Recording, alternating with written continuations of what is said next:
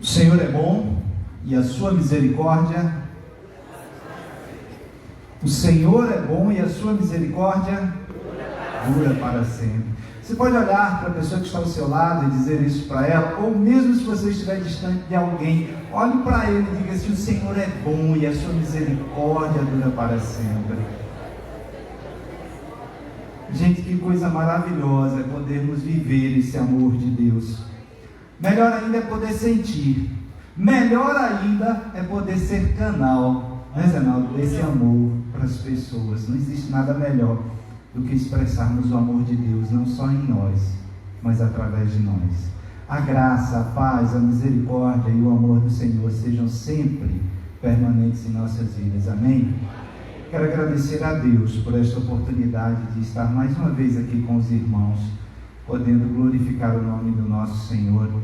Quero agradecer ao pastor Odinei pelo convite e toda a liderança da igreja. Muito obrigado. Deus continue abençoando todos vocês. Quero agradecer àqueles que, por olhar, nós fizemos, troca de olhares, nós fizemos uma viagem no tempo, né, irmãos?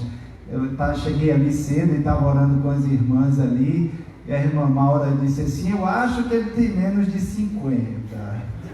Com certeza, irmã Maura, com certeza. Quando eu corria por aqui, Osias me dava cascudo, então eu tenho menos de 50, né, queridos? Mas, irmãos, trago um grande abraço do pastor Geraldo, meu pastor titular, e um abraço da Igreja Batista Teusópolis, ali em Itabuna, onde nós estamos há 4 anos, indo para o 5º ano agora, como pastor de jovens e adolescentes ali naquela cidade. Deus tem feito assim coisas extraordinárias na nossa vida e no nosso meio.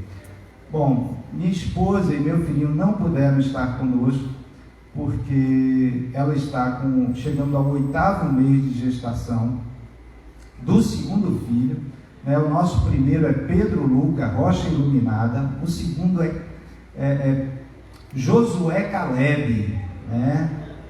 Deus salva, forte, inteligente.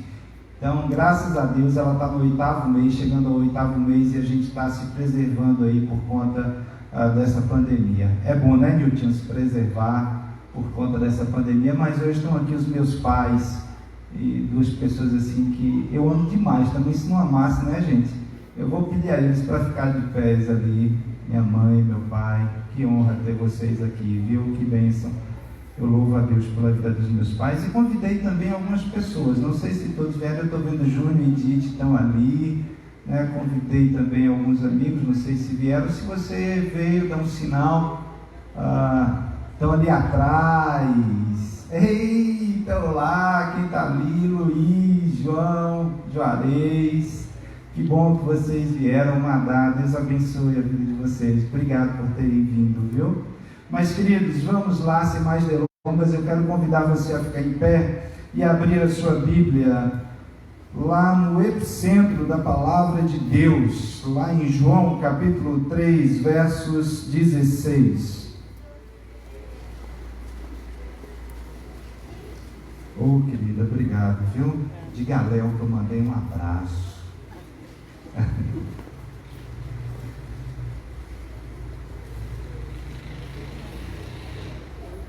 João capítulo 3, versos 16.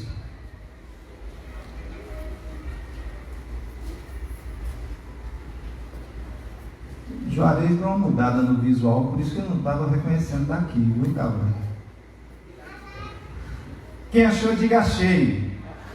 Quem não achou, diga Escola Bíblica Dominical. Você vai ficar fera na EBD. Vamos ler, queridos.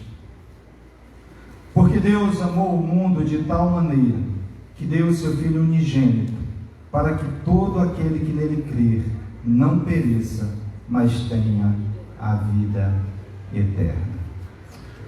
Deus, amado e querido Pai, assim como Tu falasses ao meu coração na meditação desta palavra, Senhor, que mais uma vez o Senhor possa falar à Tua igreja conforme a Tua vontade e o Teu querer. Que mais uma vez o Senhor possa falar a todos aqueles irmãos que estão nos assistindo agora através das redes sociais. A Tua palavra possa alcançar os corações e que ela gere em nós transformação, Senhor. Muito obrigado pelo teu amor, pelo teu cuidado, no nome de Jesus. Amém. Pode sentar, queridos. Queridos, tem um vídeo no YouTube, e eu acredito que a maioria de vocês já tenham visto esse vídeo, que é de um rapaz, ele trabalha numa ferrovia, e um dia ele leva o seu filhinho, que devia ter ali os seus 5, 6 anos de idade, e claro que esse vídeo é uma ilustração para mostrar algo muito importante. Ele leva o seu filhinho junto e o seu filho brincando em uma das linhas. Uma das funções desse rapaz que trabalhava naquela ferrovia é quando ele é avisado por alguém que precisa mudar o trem de trilho, porque ou o trem vai descarrilhar ou o trem vai chocar com outro trem, com outros vagões e pode acontecer um acidente terrível. E o vídeo ali do YouTube mostra o seguinte, que aquele menino brincando com algo cai justamente numa vala entre as duas linhas do trem. E ele escorrega naquele buraco e ele cai ali. E de repente um trem vem na direção, e aquele rapaz que trabalha na ferrovia, aquele senhor, ele recebe um telefonema dizendo para ele para mudar a linha do trem, porque senão todos que estão naquele trem vão morrer. Vai acontecer um desastre terrível. E aí ele olha para aquele lugar onde o seu filho caiu, porque se ele muda, se ele puxa a alavanca, a linha vai mudar e vai esmagar o seu filhinho vai morrer.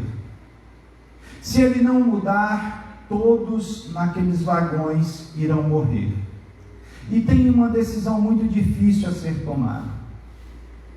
Mas aos gritos e aos prantos, ele começa a chorar e a imagem volta para dentro dos vagões do trem e começa a mostrar pessoas fazendo várias coisas, alguns bebendo, alguns se drogando, outros batendo papo, outros fazendo diversas outras coisas, e ninguém nem imaginava que havia uma criança ali, que aquela criança seria decisiva para a sua salvação. E aquele senhor chorando, ele puxa aquela alavanca, e o trem muda de linha, e o seu filho morre. Quando o trem para, dias depois volta uma imagem naquele vídeo do YouTube, e uma pessoa passa com o seu filho, uma das pessoas que estavam num dos vagões do trem, e aquele senhor vai olhando para trás, e olhando aquela criança, e ele dá um sorriso de canto de boca, porque ele salvou a vida daquela mãe, daquela criança e dos demais que estavam ali. Eu queria que você guardasse essa história no seu coração, porque nós vamos voltar para ela no final da nossa mensagem. O texto que nós lemos hoje, o texto de João 3,16, que diz: porque Deus amou o mundo de tal maneira, que deu o seu único Filho, para que todo aquele que nele crê não pereça, mas tenha vida eterna. Nós falamos do amor de Deus, mas eu acredito que essa é uma sensação de todo ser humano. Nós só vamos entender e compreender a dimensão deste amor quando nós temos um filho.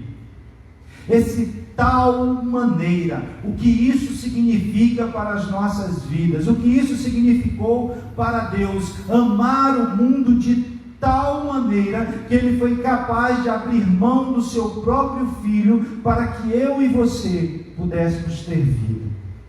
A gente não tem noção, a gente não consegue imaginar a dimensão do amor de Deus.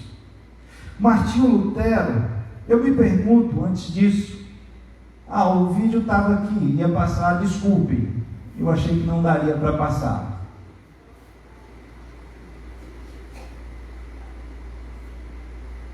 Querida, eu vou pedir a você gentilmente que corta, porque eu acabei contando aí o que acontece no vídeo, e ele é mais ou menos de 5 minutos, então vai tomar um tempinho nosso. Vou pedir a você gentilmente para cortar, muito obrigado.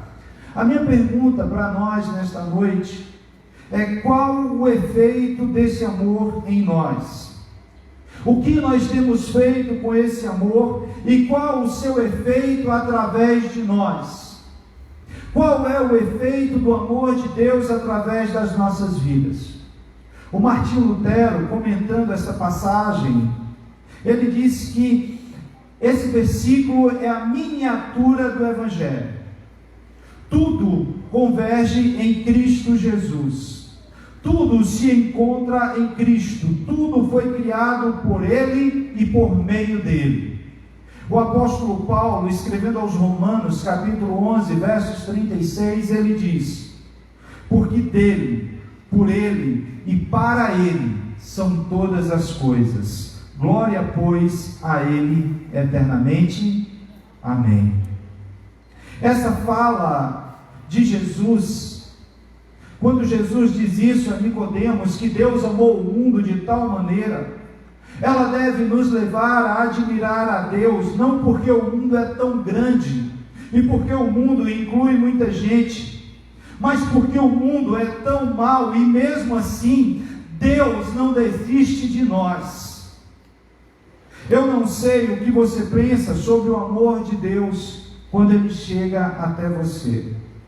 Muitas pessoas, ao longo da jornada, ao longo da caminhada, não têm entendido, elas não têm compreendido e aceito o amor e os efeitos que esse amor deve causar em nossas vidas.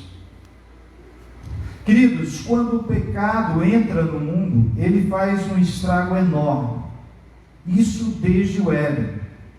Perceba que a primeira família, a família que deveria ser a família padrão, ela se estraga por causa do pecado. Ela passa a ter 2 infratores, um assassino e um cadáver.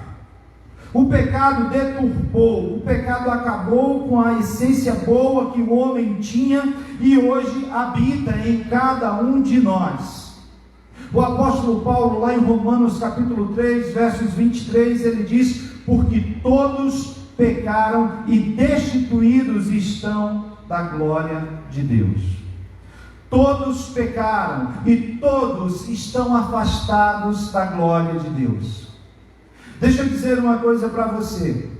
Sabe quem é melhor do que alguém aqui neste auditório? Neste tempo, aí onde você nos assiste? Ninguém. Ninguém é melhor do que ninguém. Todos nós somos pecadores. Todos nós somos alvos da graça e da misericórdia de Deus. Mesmo com o pecado, Deus continuou amando o homem, e nós podemos ver ao longo da sua palavra diversas demonstrações deste amor. Deus não desistiu de nós. Deus não desiste de você. Deus não deixa de acreditar em você, ainda que você deixe de acreditar nele.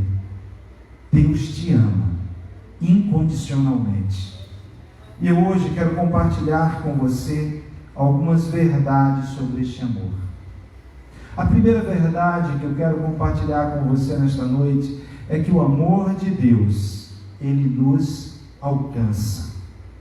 O amor de Deus nos alcança. Como eu disse, esse amor é incondicional.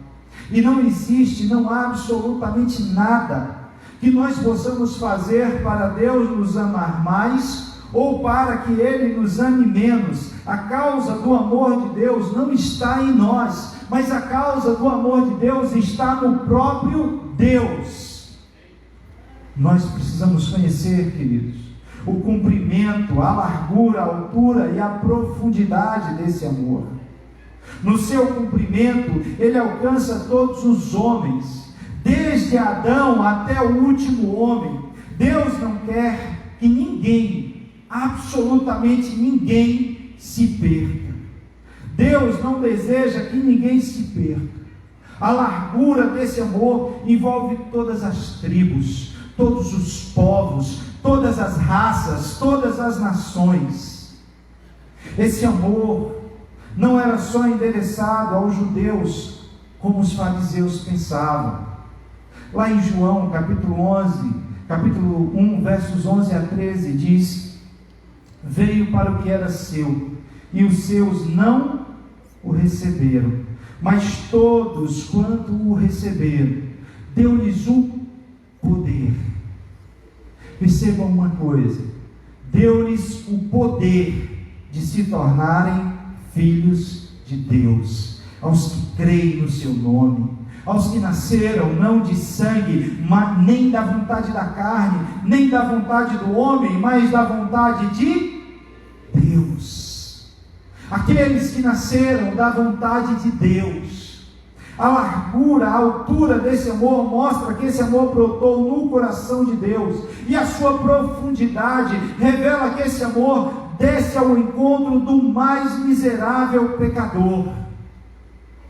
Querido amigo, querido irmão, você que nos assiste, deixa eu dizer uma coisa para você: não importa o abismo, não importa a solidão, não importam as frustrações, não importam as circunstâncias, não importa a distância que você se encontre, não importam os pecados que você cometeu, o amor de Deus sempre te alcançará. Deus sempre vai usar um meio, Deus sempre vai usar uma pessoa, Deus sempre vai usar uma circunstância para Ele mostrar que Ele te ama. Queridos, Deus te ama incondicionalmente. O hino 34 diz o seguinte: buscou-me com ternura Jesus, o bom pastor, achou-me na miséria, salvou-me com amor.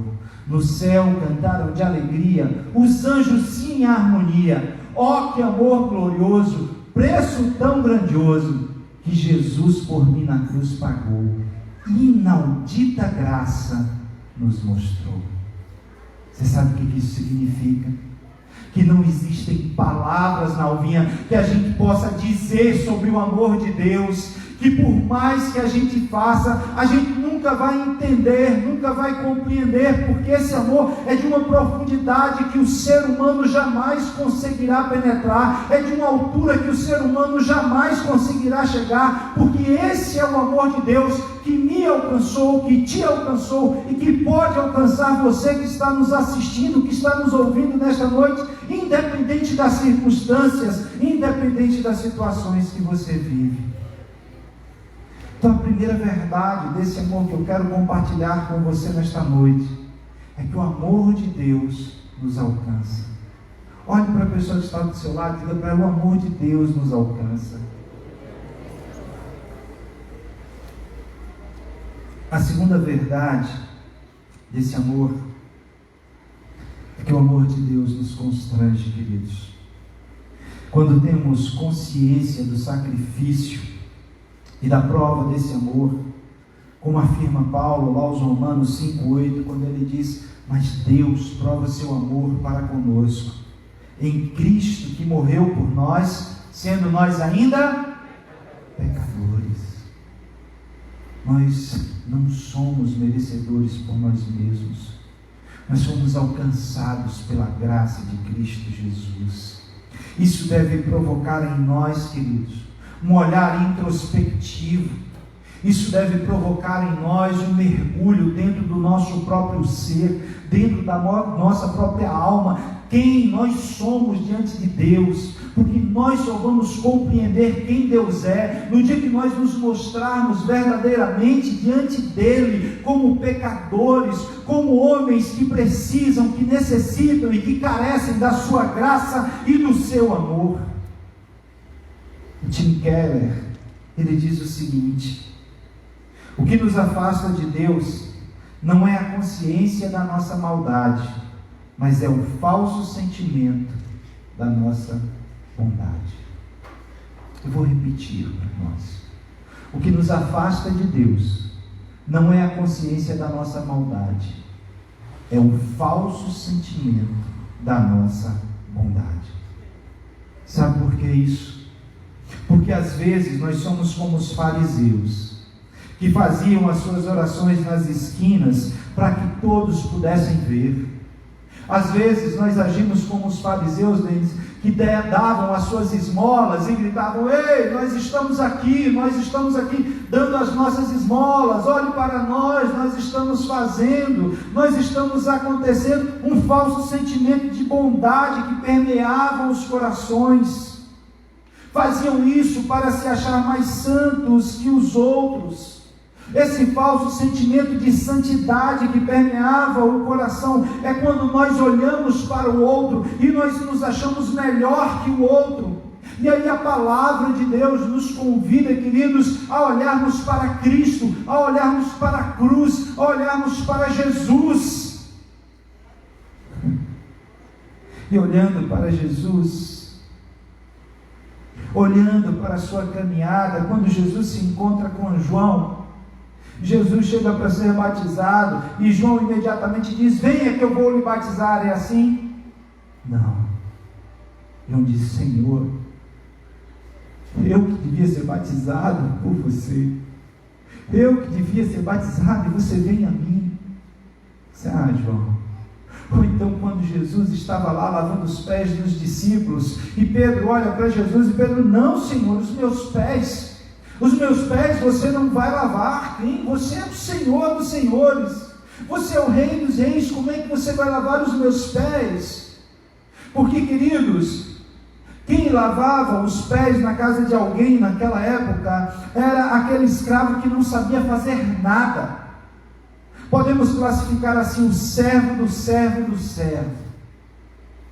Era aquele que não prestava mais para nada dentro da casa. Então você presta para lavar os pés dos nossos convidados.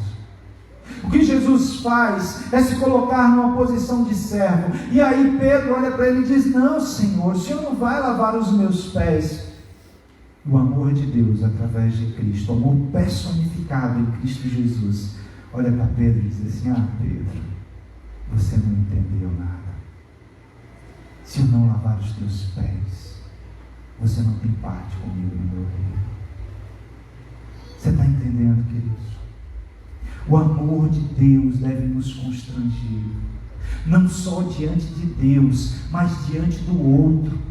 O amor de Deus deve nos levar a fazer o bem ao outro, porque nós já fomos amados por Deus, nós somos amados por Deus, assim como Deus nos amou, nós devemos amar o nosso próximo. Esse amor precisa nos constranger de tal forma que ele cause uma transformação não só em nós, mas através de nós, onde quer que nós estejamos.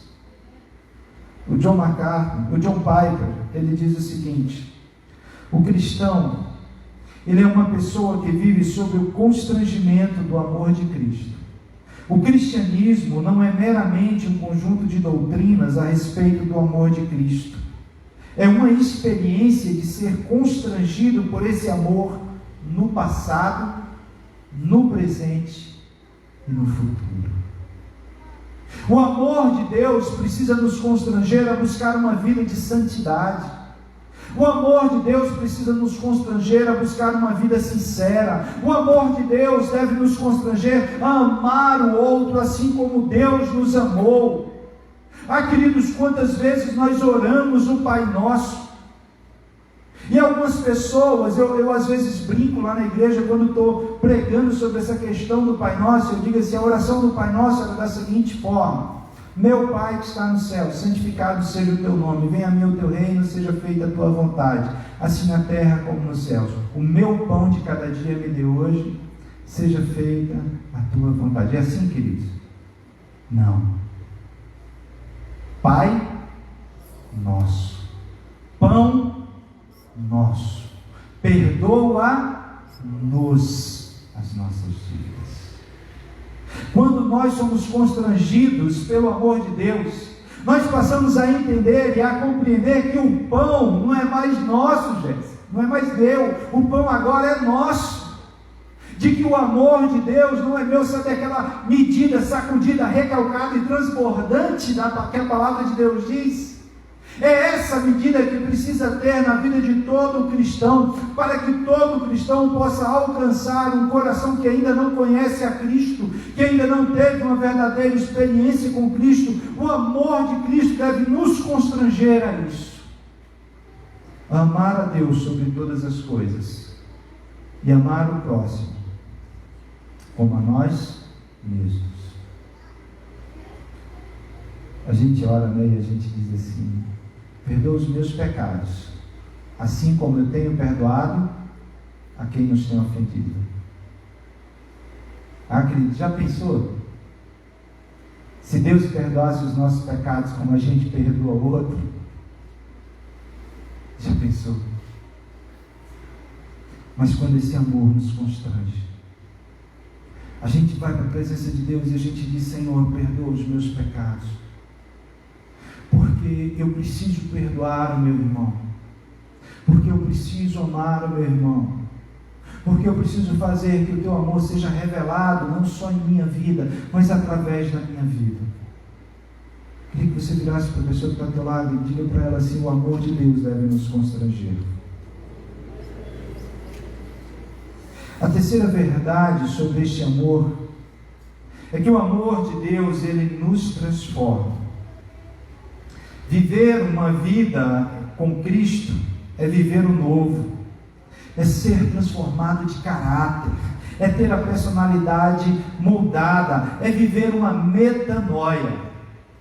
Deixa eu falar uma coisa para você. Sabe onde foi a primeira vez que eu ouvi a palavra metanoia?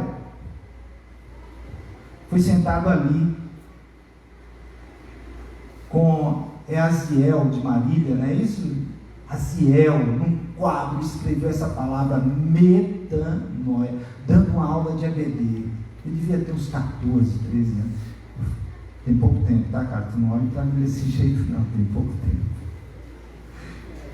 E aí eu falei: cara, o que é isso? E quando ele começou a explicar o que era metanoia, que é uma mudança de mente, que é uma mudança de atitude, que é uma mudança de direção. Você não muda só por fora, você muda por dentro. Você não muda só por dentro, você muda também por fora. Esse amor de Deus, quando nós o conhecemos, quando nós o recebemos, quando nós começamos a viver esse amor deve gerar em cada um de nós transformação, metanoia, mudança de atitude, mudança de mente. Por que nós, evangélicos, temos o jargão de dizer assim: ah, fulano se converteu, né? Ou então fulano se desviou? Por que isso? Explicando, né, aos adolescentes, eu digo o seguinte: é porque você estava indo numa direção, você saiu daqui em direção ao centro, mas de repente aconteceu algo, e aí você precisou fazer uma conversão ali depois da Mariposa, depois ali da lanchonete Mariposa ali, seu Edson, e você precisou voltar. Antes se voltava por aqui, agora volta lá pela rua Avenida Tancredo Neves, antiga Rua do Arame. Você tem que fazer essa conversão. E aí, às vezes você vai nos desvios que acontecem ali. A nossa experiência com Deus é justamente assim.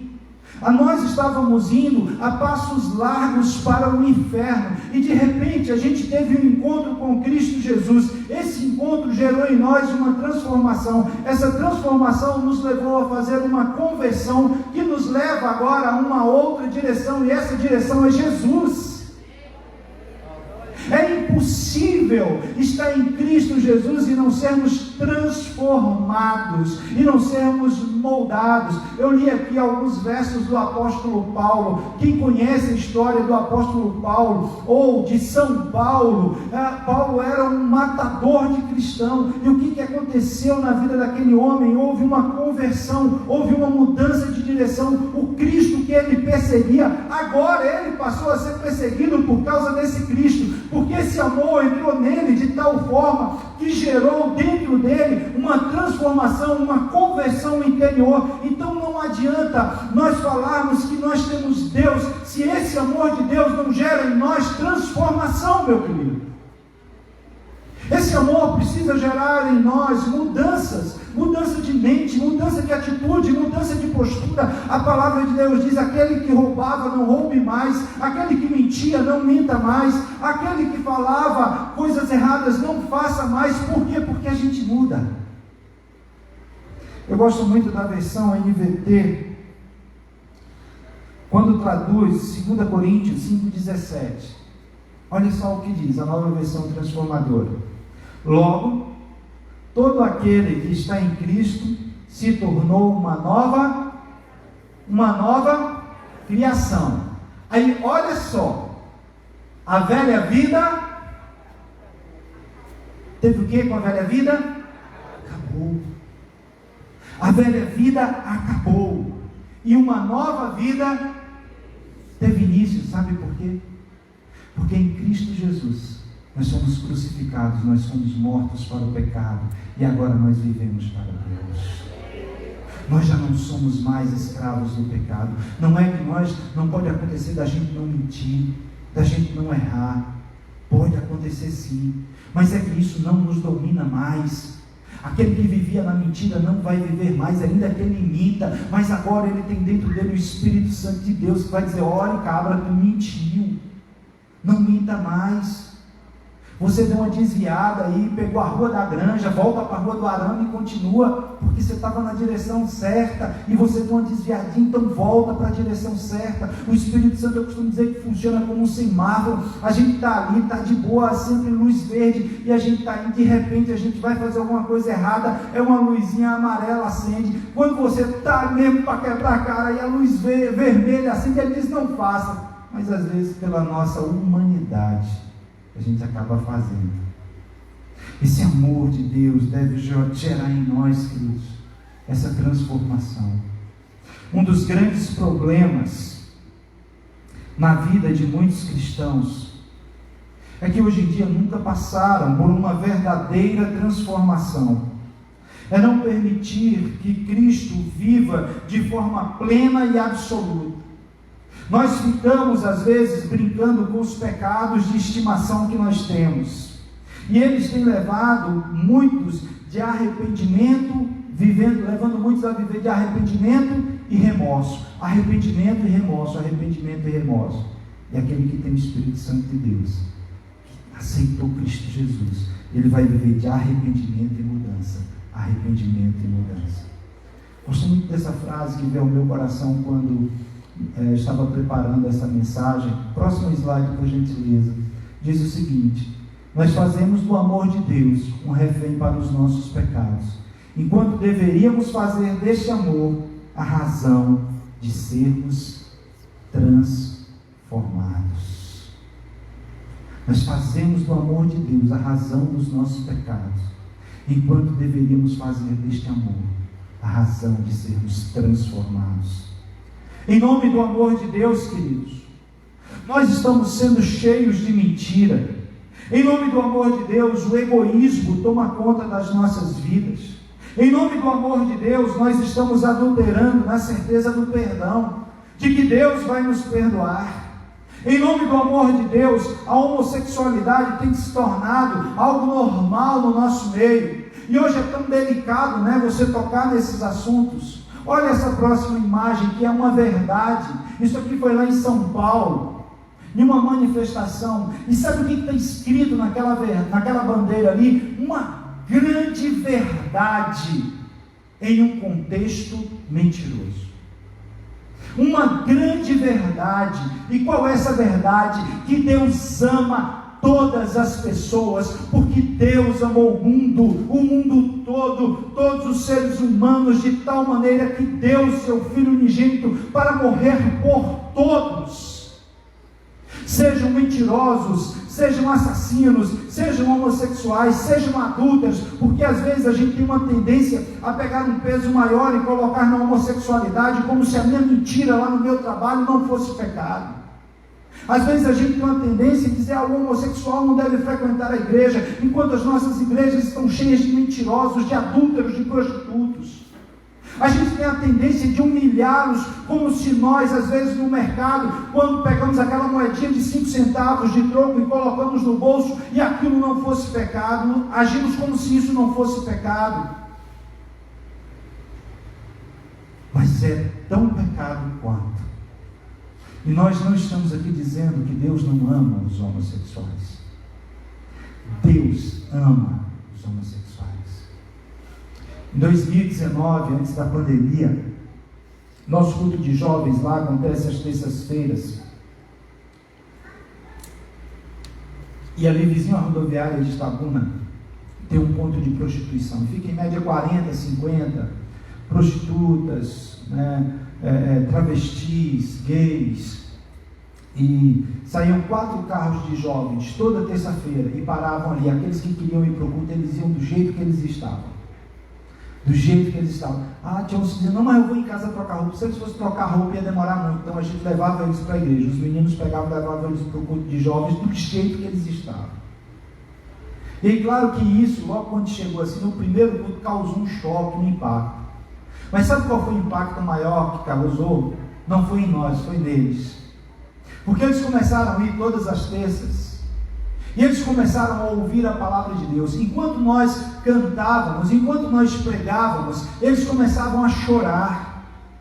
Quando eles viam no momento de confraternização, ao invés de tomarmos um passo de distância, como agora no coronavírus, um X aí, não, nós dávamos 2 passos em direção, Júlia, e abraçávamos e acolhíamos, e eles começavam a chorar, porque o amor de Deus nos constrangia de tal forma, que esse amor através de nós gerava transformação. E é isso que esse amor precisa fazer em nossas vidas. É por isso que eu estou dizendo que esta é uma verdade num contexto mentiroso. Porque Deus ama a todos, mas Deus não deixa você do jeito que você estava. Deus muda você.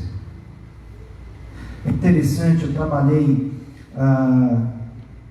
no comércio aqui durante 10 anos, em três empresas, 3 lojas diferentes. E cada uma das lojas tinha suas normas, né? Tinha sua farda, seu uniforme, né? Tinha o seu horário de chegar, de sair. Depois eu fui trabalhei mais 10 anos na Azaleia Calçados, e lá tinha suas normas, e a gente tinha que se adequar, né, de acordo com aquelas normas, de acordo a tudo ali. E é incrível como no reino de Deus a gente acha que é de qualquer forma.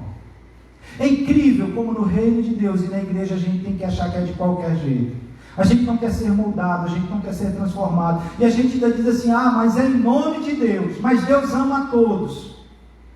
Uma vez um adolescente chegou para mim e disse assim, mas pastor, mas Deus quer o meu coração. Deus ama o meu coração, é o meu coração que Ele quer. Eu disse assim, vem cá, Deus é cardiologista, Não, você está enganada. Colossenses capítulo 5, verso 23 diz, sede o vosso procedimento santo em vosso corpo, alma e espírito. Corpo, alma e espírito. Todo o nosso procedimento. Então não existe essa história de dizer Deus está importando só. Não, Deus quer você por inteiro. O amor de Deus te alcança por inteiro, se você permitir, queridos. Em nome do amor de Deus, os jovens já não esperam mais o casamento para ter relações sexuais. Em nome do amor de Deus, filhos têm desonrado seus pais. Em nome do amor de Deus, fazemos tudo isso e ainda justificamos dizendo, mas Deus é amor e Ele perdoa. Fazemos tudo isso em nome do amor de Deus. O amor, queridos, não é concordar.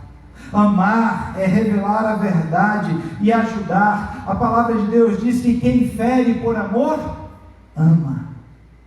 Quem fere por amor, ama.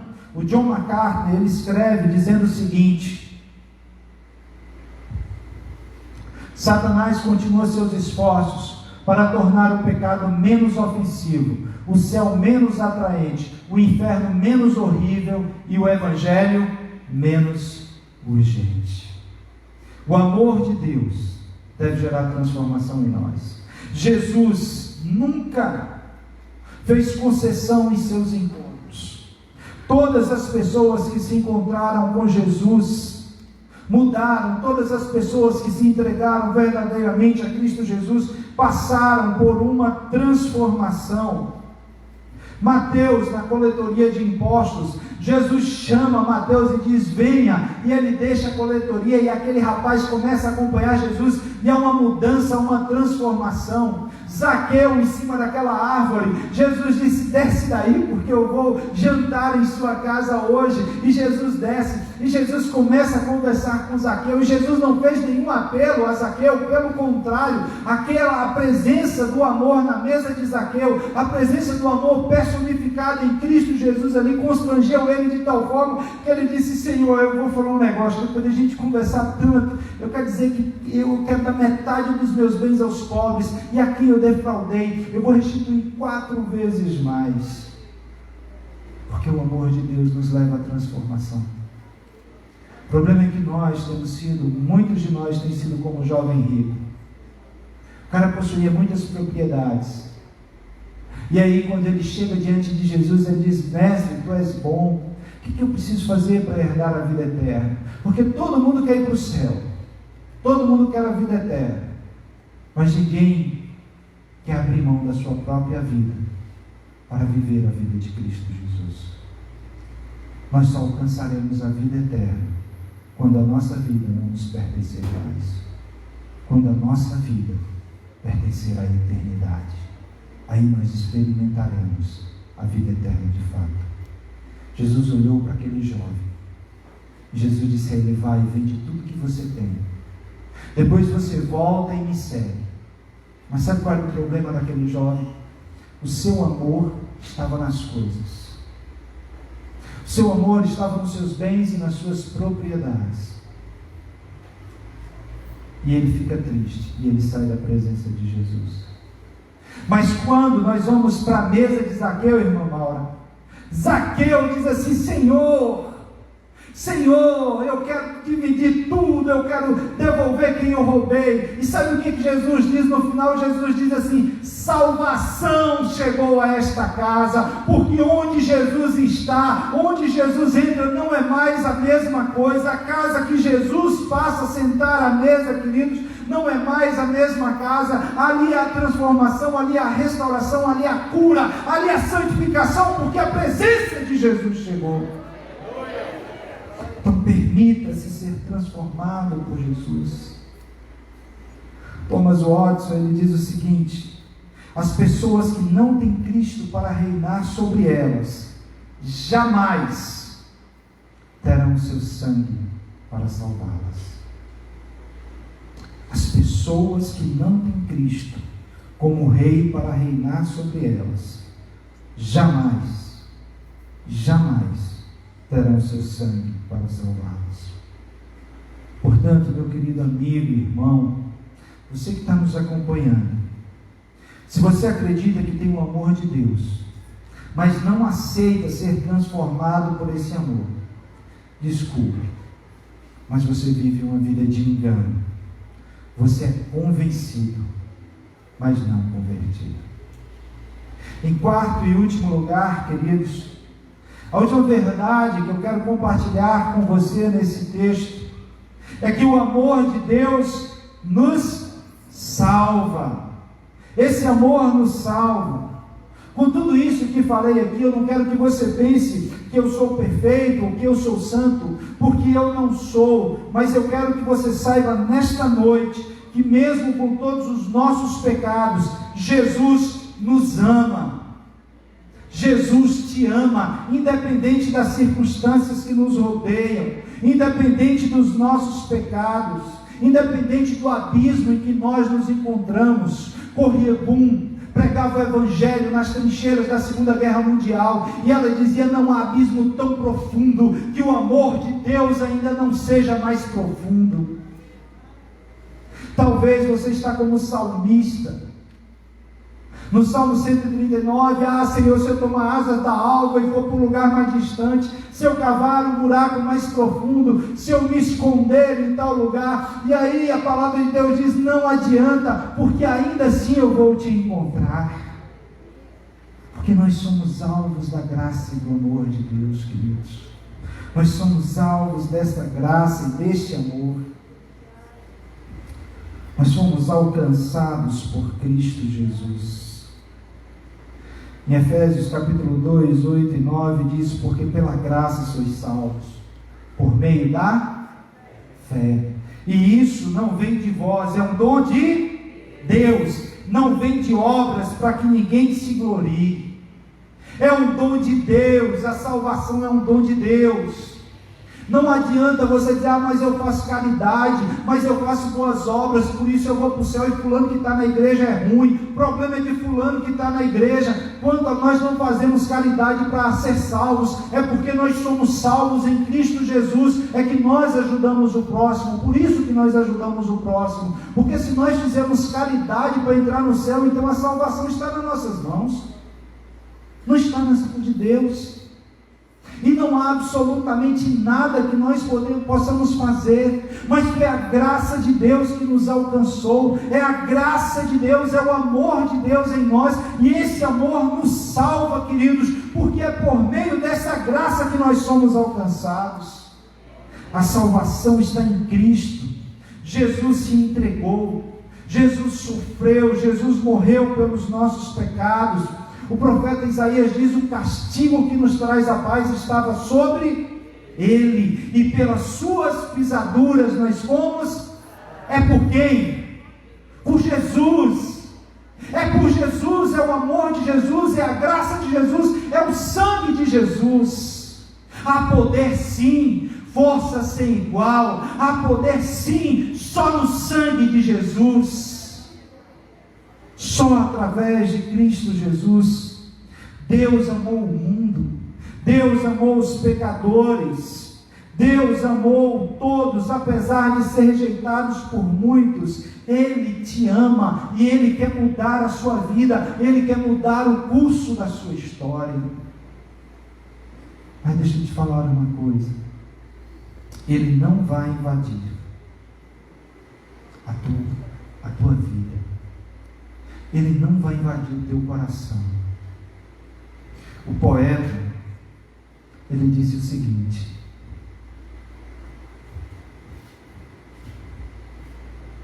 deixa eu mudar, Luiz de Carvalho: se os mares todos fossem tinta, o céu sem fim fosse papel, se todas as árvores fossem pena e os homens todos escritores, nem mesmo assim se poderia descrever o grande amor de Deus.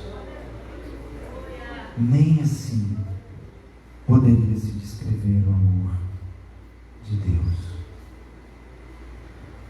O vídeo que falei, queridos, mostra um homem que precisa tomar uma difícil decisão. A morte do seu filho por pessoas que não estavam nem aí para ele. A morte do seu filho, talvez por pessoas que nunca quisessem conhecer a sua história. Deixa eu dizer uma coisa para você: eu não daria meu filho, meus filhos, para morrer por ninguém aqui nesse auditório, para morrer por você que está nos assistindo. Se você perguntar para mim, um dia, usando esse exemplo, quando terminou o culto, um irmão veio para mim e disse assim: pastor, o senhor não podia ter usado aquele exemplo, o senhor não podia ter dito que o senhor não daria seu filho para morrer por nós. Eu olhei nos olhos daquele irmão e disse assim: irmão, e tu daria o teu? Olhe para mim e me diga se tu daria o teu. Mas deixa eu te dizer uma coisa: Jesus, Deus deu. Deus entregou o seu filho para morrer naquela cruz, porque Ele te ama. Deus te ama. Não existe nada que você possa fazer para Ele te amar mais, nem para Ele te amar menos. Deus te ama. Perto ou longe. Acho que a gente nunca teve que falar tanto, se expressar tanto com os olhos, né, como agora. Eu digo que a gente está tendo que dar aperto de mão com os olhos, a gente está tendo que dar abraço com os olhos, né? Então eu gostaria que você dissesse uma verdade com os olhos para alguém perto de você agora. Olhe nos olhos dessa pessoa e diga para ele: Deus te ama. Deus te ama. Pastor, mas você não sabe a minha condição. Assim que você não sabe como eu pequei hoje, você não sabe quão distante eu estou de Deus. Talvez você que está nos assistindo.